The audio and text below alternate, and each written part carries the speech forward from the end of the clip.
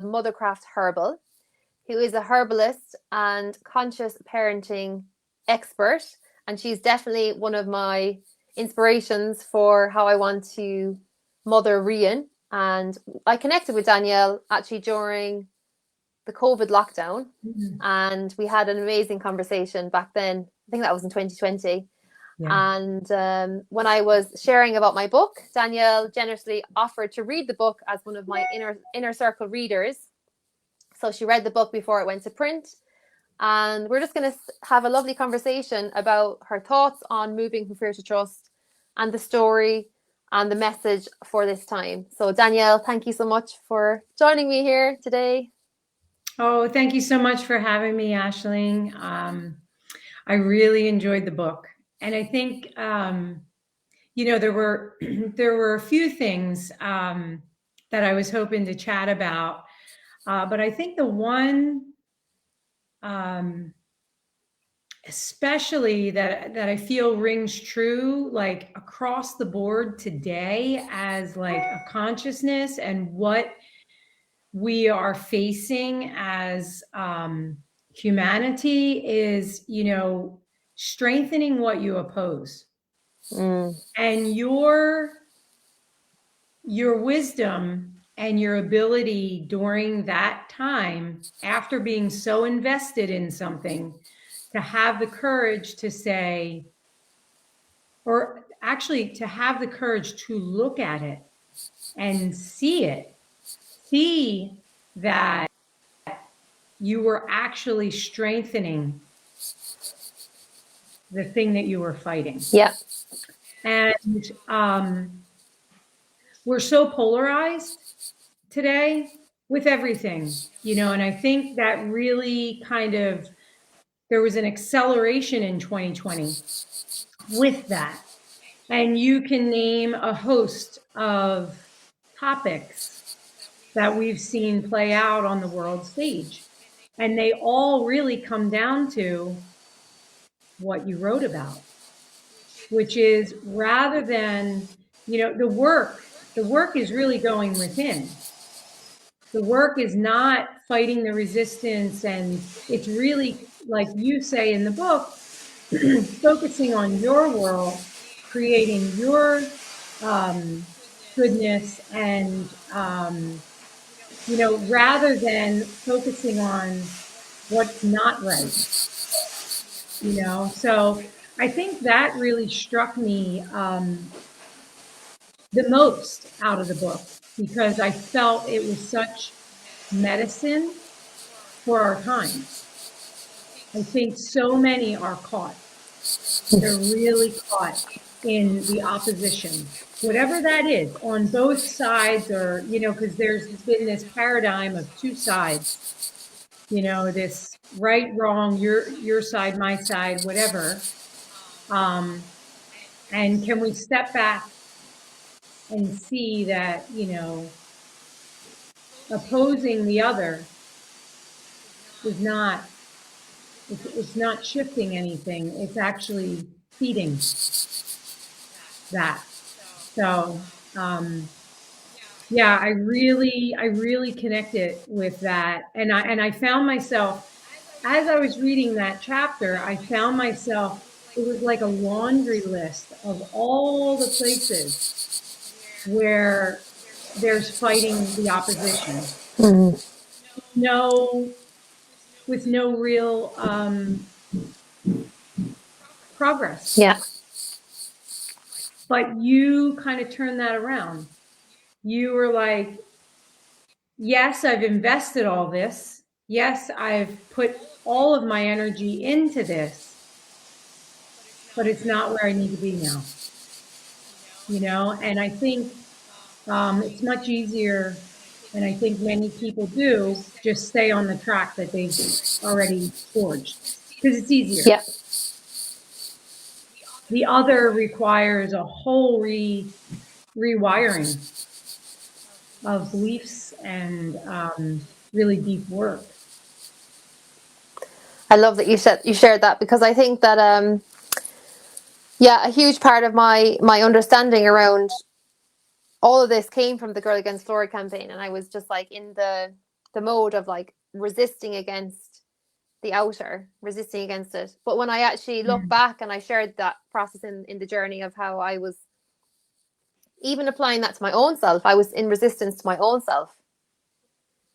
And so it's like you go out to the bigger picture, but actually you come back, and as you said, it is an inner journey, because it's like you're actually in resistance to yourself, and it's like you're looking to the outside world for it to be right, but it's actually yourself is calling you into this exploration. And I love what you said as well, that point of just because you're on a track with something doesn't mean you always have to stay with that.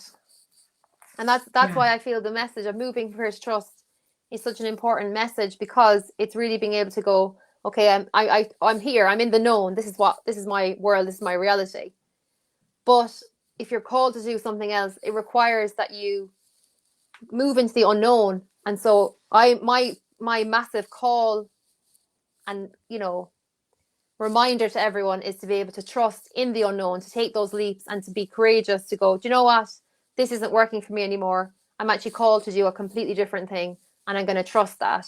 And I'm going to trust in the inner divine self to be able to move beyond the limitations of my smaller self, which is, you know, my ego, which thinks, you know, I'm only able to do what I've done up to this point because that's my reference points. But actually to be able to really open up into what's being called at this time, it really requires us to be able to move out of that resistance to the unknown. And like, because that's what it is, because I think we are so fixated on the external world, whereas now the call is actually to turn inward and to make those changes internally, so that the outside will start to express that. Yeah, it's it really is a medicine for the times right now, because there's so much focus outward, you know, and there's so much wasted time, you know, on you know, things that are not directly affecting your immediate surroundings. You know, I think if people take time off from receiving, because we're receiving a lot of information, and if people could take time off from receiving that information, I think they would see that actually life's pretty good, and that their lives are pretty good. You know, it's only when we kind of plug in to the outside, because the outside is, you know, there are times in humanity where where it's okay to look to the outside, but we're not in one of those epochs now. We're not in that. Like, it's actually not good for the spirit to look outside, and because we don't know what's real anymore. There's so much manipulation happening that emotionally we can get swayed, or we can hear one thing and attach to it emotionally, and it's really not heart centered, because everything's moving so fast. In order to really know the truth and to step out of, and a lot of that produces that pace produces fear. It's the nervous system, right? You talk about the nervous system in there, that's fight or flight. I mean, the amount of information that we take in is causing that. Yeah. It's causing those hormonal injections almost into the adrenals, the nervous system. So then we're not capable, you know, to come from a heart space. Whereas if we kind of reroute and step back and really, you know, just be present and be in our immediate surroundings, in nature, we're reminded that it's actually, things are actually okay. You know, they're going to not be okay and in certain places and okay in others. But if we keep focusing outwardly on other places and not minding our own, the internet, the technology has brought us other places, outside of we used to be able to just be in our immediate surroundings and feel closer to our neighbors, feel more of that heart connection. And now we're more connected than ever, but it's missing that. So we really have to step back and tap into that, like you said, like to move from fear to trust, because we're not going to have the courage to go into the unknown if we're not solid within. We have to have that inner strength to allow things to be unknown.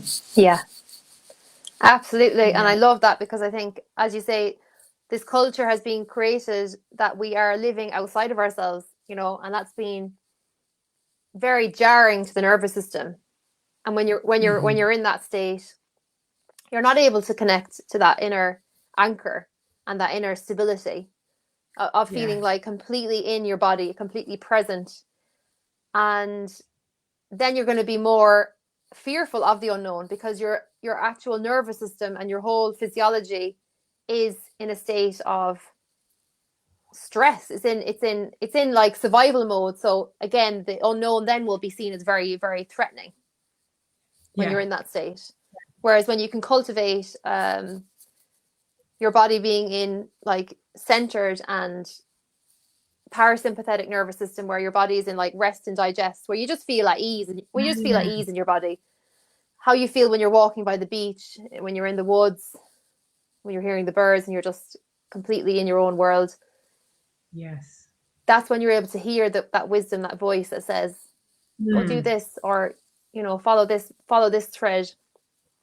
And when you have that stability physically, you're able to, trust in the unknown and be able to, continuously be on the path, because it's not about just doing it once. It's really a lifelong practice, and it's really a lifelong unfolding of bringing more and more of that through you. And because I really much see that in your own story, Danielle, in terms of like how you mother. You're talking about conscious parenting and your work as Mothercraft Herbal, and I'm sure you can very much relate to that message of moving from fear to trust, and that you are always moving into the unknown on your journey. Yeah, I think the biggest thing for me, and I think too, in moving, as you probably experienced, moving from fear to trust is you're going to encounter so much resistance from other people, because they also have a hard time with change. So it's like that gets projected onto you, like, with a good dose of fear. And, you really have to be strong within to endure that, because it's quite easy to kind of listen to those voices of people that you know and that you respect, that, out of their own fears, kind of bring that into your space. For 13 years, I had a really successful hair salon in the city. And this was before I got married, before I had children. And, I loved it. I really did. And after I had my first child, there was this feeling of, this feels like a lot. But everyone else does it, so I need to figure this out. And I wasn't even working 5 days a week. I was there maybe 3 days. I was really fortunate in that, it ran on its own. But then once Noko came along, my second child, I had 2 babies under 2. And I was nursing. I nursed all through that second pregnancy. And now I'm nursing a new baby. I still am sleeping with the 2-year-old. And so I haven't had a night's sleep. I haven't had any time to myself. And now here I am beginning this other journey with a second child. And then I have this business with 25 children that I created prior to family because I was very much in my masculine. And society tells me to be, it tells me I can have it all. And there was this breaking point after the second baby when I knew I did not I loved what I did, but I didn't love it more than the mom. And so I knew that I needed to walk away. And I needed to walk away while it was really successful. And people didn't understand that. And it took me, I was in a business partnership and it took 2 years to get through it because I had changed. That was true. And I wasn't the same person that began that journey. And I was beating myself up, feeling like I wasn't doing enough. And, I was laying my head down every night. And I had this realization one evening where it's such a lie what we're sold. We're told as women that we can have it all and that we should. And what's left out of that is that when we lay our heads down at night, if we do have it all, something suffered that day. And it was either the business, the marriage, or the children. Pick one, because you cannot keep all three balls in the air. And there are so many, myself included, that felt like I just wasn't strong enough, or, I couldn't handle it. And then, that voice within, because I kept getting quiet, said, no, it's not that you can't. Actually, you can handle it, but you're not willing to sacrifice. I don't want many half-lived experiences. I want a fully lived experience. And now I've been on this path as a professional woman, but I'm a mother and I'm rerouting. And that means walking away from a successful business. And I know that doesn't make sense to most of the world, but it surely makes sense to me. That was 4 months before COVID. Wow. So we all know how businesses changed, right? But I stepped into that unknown, just knowing that I'm not going to get this time back with my children. And this is the most important thing to me. And so I stepped fully into that with zero support. No one understood. And that was the greatest lesson, because now I know that I can trust me. Because if I can't trust me and I'm constantly looking outside, I'm also going to be hit with other people's stuff. Yeah. So I'm looking to them for guidance, but they're going to reflect to me their own stuff. So it's really not beneficial for me to receive guidance from others. It's more, spend that time strengthening within and moving through that. Like you, Yeah. You didn't need to be the fluoride girl anymore. Yeah. It was bigger.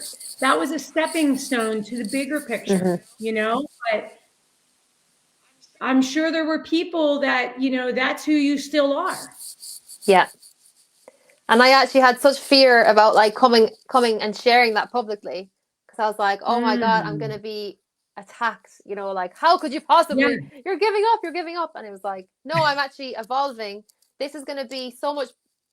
And fluoride is just one part of it anyway, as in, I'm here to actually shift a whole new paradigm and usher that in. It's not just about one specific area. There's many things that need to be brought into a greater support of our actual holistic health, as opposed to just using chemicals to try and mask issues, when really we should be looking at how do we create with teeth, and because they add fluoride to the water because of teeth, apparently. But it's about like how do we actually create that nourishment in ourselves that we can, remineralize our teeth and strengthen our teeth, from within, and actually like how the body is, like how your gut health is so massively impacting your teeth and your oral health. So we're really just coming out with this whole like age of separation. And I think what you said with you taking that leap, it's such a huge initiation. And the biggest initiation that I had in that was, choosing to free birth Rian when I had that in common with you, and that experience of like, okay, I'm gonna have my baby at home, and I chose not to tell when I was going into it, because I was like, people will absolutely project all of their fears, and I won't go ahead with it because I'll be so, because when you're pregnant, you're like so porous, and your energy is like, well, you're in the ether, and you're bringing in this new life, so you're completely open. And so in that time, I was very protective of my field, and so that was a huge initiation into the unknown and trusting in the inner voice that, like, even because people said to me like, oh, how did you know he was okay in the labor? And I said I could feel him, that he was okay. I could feel him. Literally after every surge, he would give this most like, hello, this most like energetic, like, I'm fine, I'm here, this kind of like feeling. But I could feel it, because I had totally moved from, the outside world was like dissolved, and towards the very end of the pregnancy, I was just like completely inward. And that was where I had to face, so that I could actually feel like all of my instincts and all of my inner space communicating, so that I could bring this through. But I think it wasn't just the birth of Rian, it was the birth of, I'm bringing this through. I'm bringing this through in as a message and an activation for everyone around the world that's ready to be activated into this. And that's where that kind of, that trust comes into it, because it's like, it's not about me personally. And I think with you as well, it's like you had that call to, like, step away from your successful hairdressing business and actually go into your new expression, because it's all there. But it's like to have the ability to move out of that fear, as you very much articulated there, involves that we unhook from the tribe. That is a key part of this, because only you hold the answers for you. And you have that direct communion. But if you're looking to the outside, to the tribe, to be validating, they can only see what they see, and also what they've experienced up to that point. So it's actually, it's not helpful to look to those for that guidance, because they can't give it. And it's not that they're being, it's not that they're being mean or anything. It's like they literally just can't see. So how can you ask somebody who can't see for directions when you have the directions inside yourself? But you have to cultivate a practice in your own life to be able to really, really hear yourself, and then to have the commitment to follow through with it. Yeah. And I think, we go through these mini initiations, right? Like when you kind of moving on from the fluoride movement and following your, inner guidance, then led you, it's like, then the bar's raised a little more, right? From the universe. And then it's like, okay, now you're going to in, because you trusted yourself in this. And now how deep can you go? And I mean, it's endless, right? We can go. And I think once a woman can trust herself through birth, that really is, it shifts everything. It really shifts everything, because that crossing that threshold, and we've talked about this before, and I believe that's why there's so much around that threshold, is to keep us from tapping into that. Because once you tap into that, you recognize that not only can you birth your baby and feed your baby with your body, but you also can become the baby's doctor. You also, because you were able to listen and connect, like you were saying, people asking, how did you know the baby was okay? And it's like, wow, like this child's growing inside of you. We should know. Yeah. Like, why wouldn't we know that? And when you know, when you begin the relationship that way and you really connect that deeply, how wouldn't you know how to take care of sickness and things like that? Because there's the outsourcing again, right? And then you're walking, you're kind of, and we've done that as a society. We've turned children over to someone else. We've outsourced that. So it keeps building. There continues to be the opportunity. Nope, I'm not going to outsource this. Nope, I'm not going to outsource this. I'm going to go within because I know that I can trust myself, because I actually have this history where I've stepped into the unknown because I had a feeling that it was what I needed to do and that it was right. And then I proved myself right. So I have proof that I can trust me.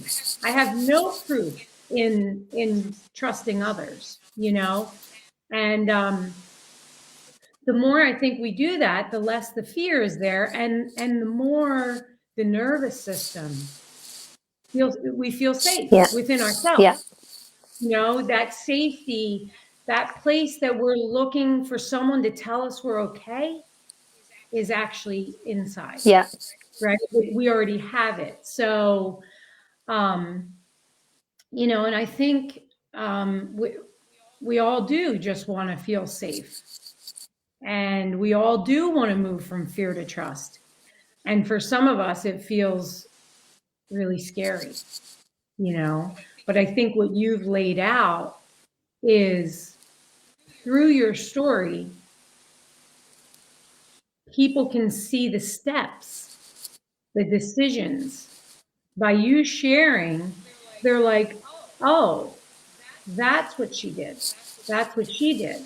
And these little steps actually, made their way to this bigger moving from fear to trust. It's the little steps along the way that kind of the decisions. And I was thinking about your mom too. I really enjoyed, because I had heard you've shared about her in the past, in posts and a few times when we had spoken.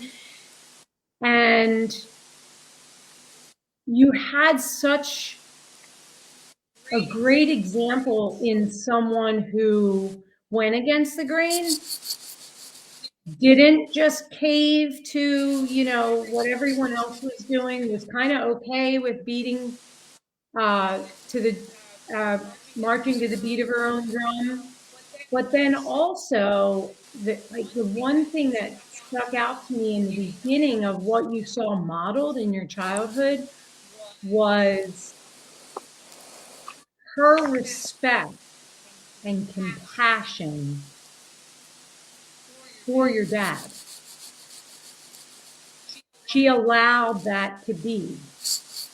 She allowed it to, it's very hard to kind of, even as a parent, we all want to hold it together for the child, whatever it is. It's always, that's the first thing that comes to mind is we need to protect the child from our reactions, or, if I've run into situations, say in public where, like during the pandemic, because I didn't mask. So I received some backlash, in public while I had my children. And it was the greatest test of my modeling. And, I made sure that I didn't fly off the handle, telling these folks what I thought about their decisions. Yeah. Instead, I remained calm and moved on. That's just one example. So that the children don't see, because my response, the child's looking to the parents. They're looking at your face. They're looking at your eyes. Like, we have to, it's not just our words. They're watching us, So I don't want to get animated. I don't want to look fearful. I don't want to look angry. And I kind of thought of that with your mom, where she, in what you wrote, seemed to remain so calm and not, she could have very easily gone to her lower self and been validated. Totally. There's so many people that would have cheered that on because that makes sense. But she didn't. And so, I think you're modeling, like, you really had a trailblazer who could also accept people for where they were and not condemn them for it, or make it about her. I sense the real selflessness and compassion in the way you describe those scenarios from the childhood. Yeah, that pretty much sums her up all right. Yeah. And that's something that, as I like what you said there, I've gone through these initiations, that I've shared in the book, and I feel now that I've really, really trusted and really like handed over, now it's like the universe is like, whoop, this is the highest bar. Now let's see how you can go with this one. And so I'm seeing how I can get triggered in that, with fear. And I do actually return to the set point that my mom had, which was, even if things are very challenging and things are happening that feel, whoa, this is all very unknown, that it's like, come back into your center and stay calm, and not to feed your energy into the fears, because that's not going to be helpful. And for us to create, we actually have to have our full energy and capacity. So I love that you were able to see that about my mom, and she very much demonstrated that to me through so many different scenarios that we lived through. And it's something that I want to be as a steady force in Rian's life, to model that for him, because I know it's so easy to respond to those reactions and triggers. It's so easy. So it is a discipline to actually, like, pull yourself back in and go, okay, this is the appropriate way, and the most helpful way for everyone, for the whole family, if we show up in a way that we're actually centered. Yeah.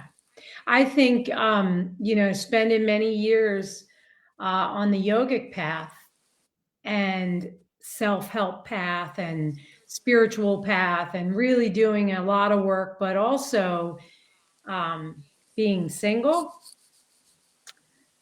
I had thought, I have this, I've grown and I've worked on these things, and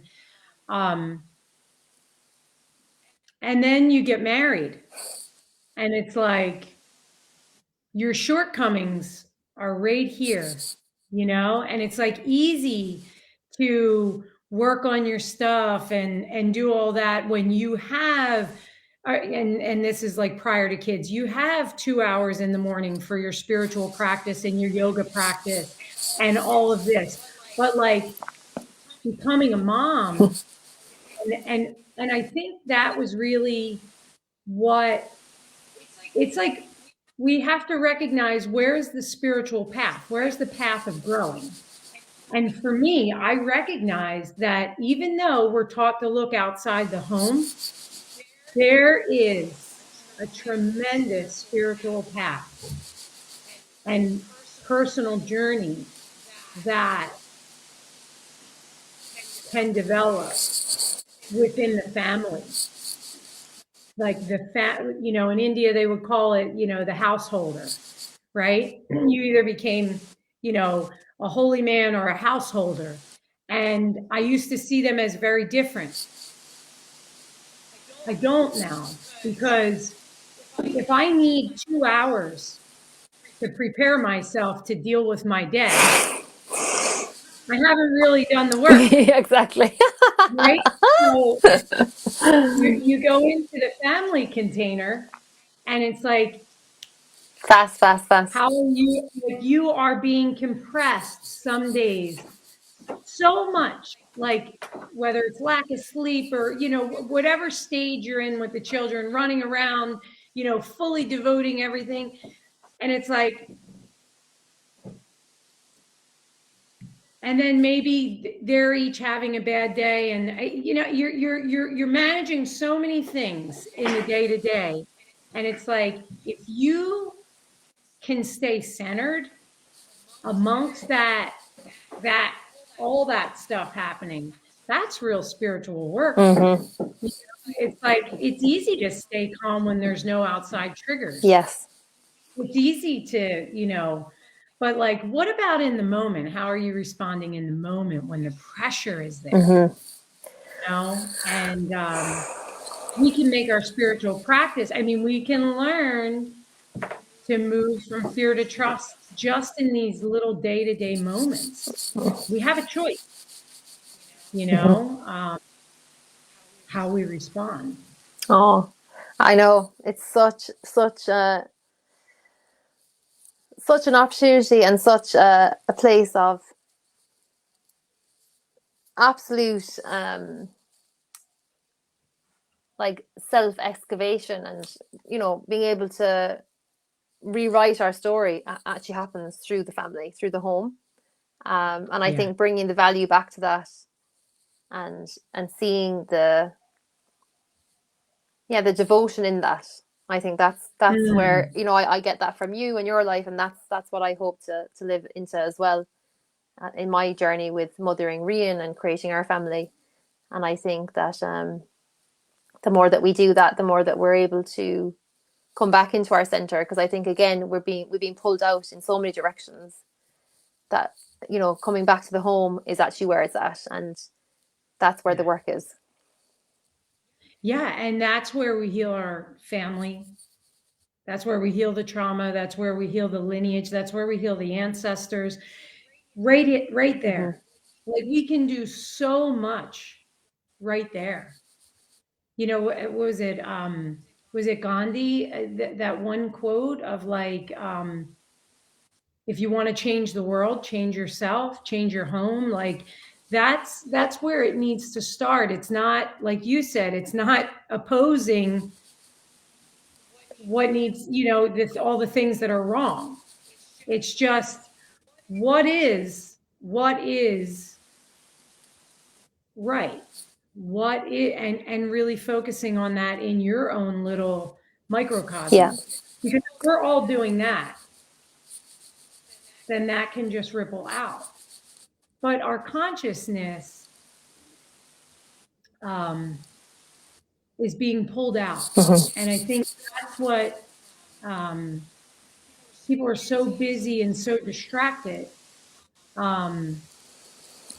That's what's being missed, is that you're so susceptible to so much when you're so out, like, you're just, it's all coming at you. So I really, when I thinking about like modeling to the children, and you seeing your mom model that, to you, it's really, it's incredible work. It's small. It seems small, but it's not. Absolutely. And And even in my mum's death, I feel that she has offered me that kind of gift of grace around the whole experience, because she delivered me so many signs and so many messages to show me that she's still continuing on. She's still on her own journey. She's still doing her work. She's still, she's been helping out with the book and, making sure that everything was on track, making sure that I had the right editor in Mary Helen, giving us like the best opportunity to actually bring this into the world and to deliver this message out at this time, where we have to come back home to ourselves and we have to trust in our own selves, so that we can actually bring in the it's not even change, it's actually just about returning to what's real. What's real? Yeah. It's not even like, I have to like become this better version. It's actually, no, we're just returning to our real, true selves and letting all the other stuff drop away. Yeah, I just had a thought when you were speaking, actually, when you talked in the book about, is it Muniza? Muniza, yeah. Muniza. So I remember coming across her in the very, very early days of the medical medium. It was probably like, I don't know, Noko was a baby. So, and we were, I was still on my journey with the kids, with the eczema and all of that. And it was probably 2016, maybe. And when I saw that you had originally contacted her for your mom, and then the journey you went on with your holistic health coaching, and like, it's did I understand it correctly that the connection was made with her at that time, and then you kind of went on your own journey? Yeah, that was it. With all of that? Through your mom. So like your mom, kind of like this catalyst to kind of connect you to the way you live your life now. Yeah. Your nutrition. And I was curious too of, you never really did state what you felt your mom succumbed to. And as I was following it along, and you'd said she had mentioned a really rare strain of Epstein-Barr, like, was there more information around that you feel revealed itself after? Well, I think that the Epstein-Barr was, I suppose that was all in, like, when I look into my mom's health history, that was all always present in like health challenges that were emerging for her since after I was born. And she had this massive heart virus when I was 17, so I felt like that was dormant in her system. And then that was the kind of the very end. Then it was the virus triggered the seizing in her brain, and it was a condition called NORSE. So it's called new onset refractory encephalitis, where some sort of trigger. So the medical community are like, it's unknown. So it could be a virus, it could be a bacteria. They didn't know what it was. But it basically, a trigger will start to create the brain to seize, and it won't stop. Wow. So then that just came on for her. Yeah, she was literally fine. She had this itch in her nose. She was in hospital. The next day she had a massive seizure, and then she was in a coma for 3 months. But one of the last things which I shared in the book, one of the last things she said, she was in the hospital bed. I was with her. I was actually lying with her in the bed. And she sat up in the bed. Her eyes were closed, and she said, "I'm an eternal being. Get in with the Americans." And I said, "Mom, what do you mean?" And then she's just like, "Yeah." And I said, "Who am I, Aisling?" But that was it. Like, it was like she was in a different realm altogether. It was like she had fallen into her inner space, and like her outer self was just fading, was just going. She was leaving her body. And I felt like the moment that she had that grand mal seizure, I felt the ground, and I said, "My mother's dead." I literally was like, I literally was like, the whole, all the breath came out of my body. I was just like, my mother's dead. And I feel it was that moment that she left her body. Even though she was still alive, apparently, in a medically induced coma, and then at that point, and she never spoke again once she was sedated. That was it. So I think that she had left her body at that moment when I felt it. It was like like an impact. It was almost like being in a car crash. It was like it was like, that was it. gone. And she was just this, you know, the shell of her body was there, and she was on a life support machine for 3 months. But I feel like that all happened to actually slowly prepare me for her, like her physical departure. Yeah. And then she was coming into me through multiple sources the whole time to show me like I'm still here. And then with Mary Helen, she, you know, she came to Mary Helen and communicated to her, and then, you know, that all kind of kicked off. Then, okay, like, you know, get to work, Aisling. Like, I'm over here, you're here. We need to. We're on a team here now. This is the work that we agreed to do. But, you know, you forget when you come. So I'm just reminding you, this is the role that we're playing together. But yeah, so that was her physical departure. But I read a thing actually about death earlier, that how our greater self knows like how long we've come in for. So some people do come in for a shorter lifespan. And that's like, and to trust in that. So it's like, because her physical departure at that time, it wasn't that she wants to leave us and our life and everything, but it was actually that for what we're to bring in, she had to physically leave there to facilitate this, and she will come back in when that's the right time. Into the back into the physical body again, into the physical dimension. And yeah, when the doctors actually said in the hospital, you know, we have to take away the life support, my first reaction was like, I wasn't even like I was more like, okay. I said, she can come back in. She can come back in. It's okay. We can, you know, I can let go of her body. I give permission to let go of her body. She can come back in. I was like, that just came through me. And then obviously afterwards, you're like, you know, going through the grief. You go through the grief and you go through all that. But that was like the kind of the core knowing that was always present. And yeah, she appeared to me in a dream not long after that, and she said, you can't connect to me anymore in my form, only in my formlessness, so that, you know, I'm everywhere. So I felt like going into the sea. I don't know, did you know me then? But I used to do a lot of sea swimming and share different videos of me going into the sea in the winter. And I felt like that was my place of like reconnection with her, and like into the waters of the mother. And that would just lift all that heavy grief out of my body and bring me back into like, it's all okay. You're fine. You know, you're right on track, and, you know, trust in this, even with the book, it's like, I can't see how it's all going to happen, but I trust that it is happening, how it's meant to happen. Yeah. So I think some souls, you know, like you were saying, they agree to come for a shorter period of time.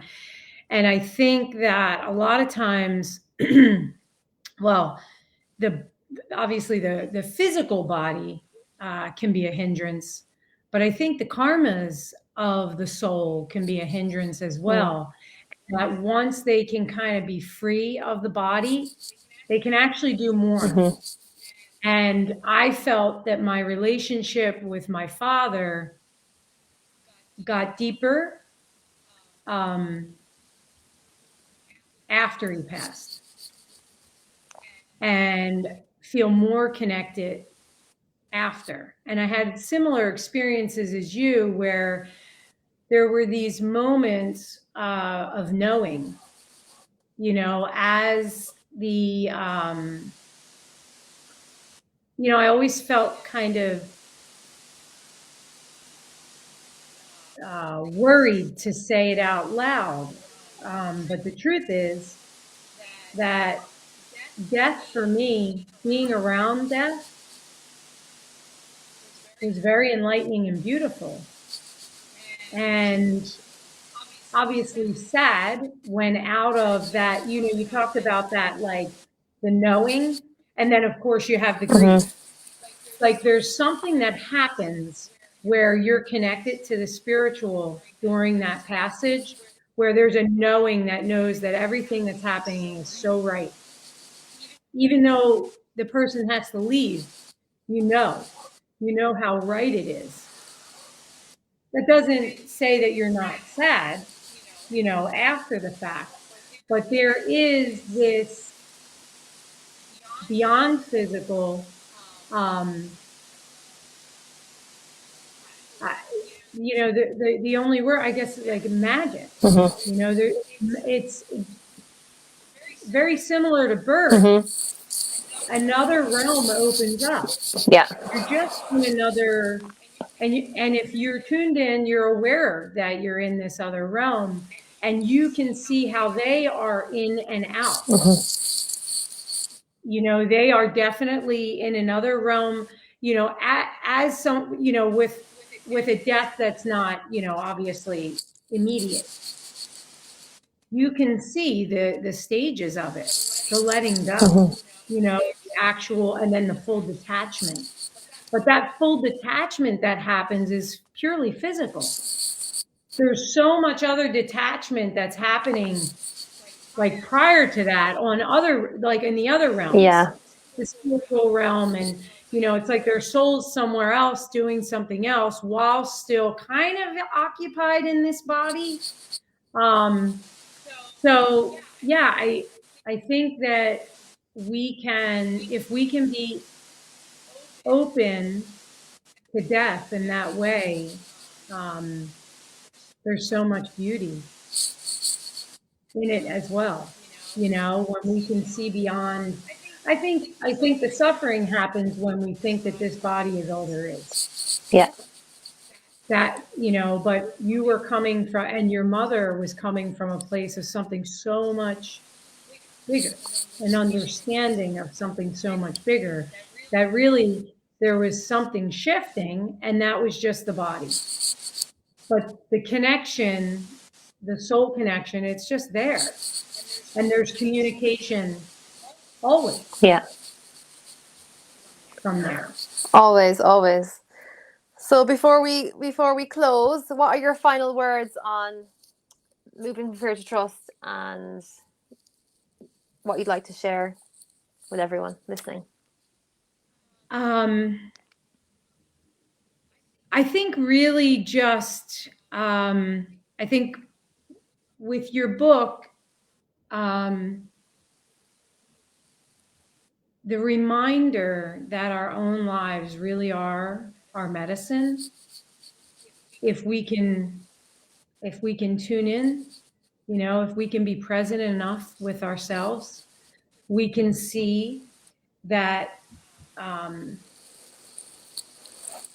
it's really all we need, and I think through your book, and if people have a hard time seeing that, or if they think, well, that's easier said than done, it's like, then keep reading people's experiences until you can facilitate that relationship with yourself. Like, keep trying to go within. And in the meantime, if, I know a lot of people struggle with, maybe it's you're walking in nature, maybe it's not sitting in a meditative position, maybe it's walking in nature, whatever it is that opens you up to that higher space. And until then, reading stories like your own, where people can kind of see how that can unfold in the day-to-day, in the decisions we make, in the opportunities that come along. And when we can open up to them, the change that can kind of come in. I think that's really what I got from your book, was this: we have to, it's a return, but it seems like we're going somewhere else. Yeah. But we're really coming back. And that's where it needs to go now. The outward, the looking outward, and the fighting, and the struggle, and all of that, that's an old paradigm, and that may actually be ancestral. And there's an opportunity now to kind of step out of that and go to a new place that's really an old place. If that makes sense. Yeah. It's like returning to the origin, like the true organic way. of living, Yeah. and being. Thank you. Yeah, and I just think you did just such a fantastic job of connecting those dots. Oh, thank you so much. And it's been a total pleasure and honor to witness and share and have this conversation with you today, and to, just to hear your insights has been so refreshing and so reaffirming in the whole journey that I'm on, and with this message, and living into this message every single day. So for those who are interested in getting the book, it's out now on my website, ashlingfitzgibbon.com. And when you get a copy of the book, you'll also get an invite to a free Moving Spirituals workshop, which I'll be going in deeper into the concepts that I share in the book, and giving you the opportunity to learn how to apply this to your own life. So I'm very excited to share all that. So thank you so much, Danielle. Let everybody know. Thank you. Yes. Let everybody know where they can connect with you and find you and the medicine that you're offering the world. Yes, so you can find me at mothercraftherbal.com. I'm also on Instagram at mothercraft_herbal. And you can sign up through the website to my newsletters, where I kind of go in a little deeper, exploring many different avenues of spirituality, typically coming through a yogic, Celtic, and anthroposophical kind of lens. So I kind of blend those three things together. And I offer, 1 or 2 newsletters a month. So beautiful. Highly recommend checking out Danielle and the gorgeous work that you're offering. And thank you so much. Oh, and I forgot the offerings too. There's a shop on there. I have a biodynamic garden that I maintain. I harvest, and all of about 98% of the tinctures are fresh herbal tinctures, grown biodynamically and organically. And I also make organic skincare without preservatives. So there's a wonderful shop on the website as well. Oh, beautiful. Thank you so much, Danielle, for you and being here and your presence. And I'm so grateful. So thank you so much, and see you very soon. Yes, thank you.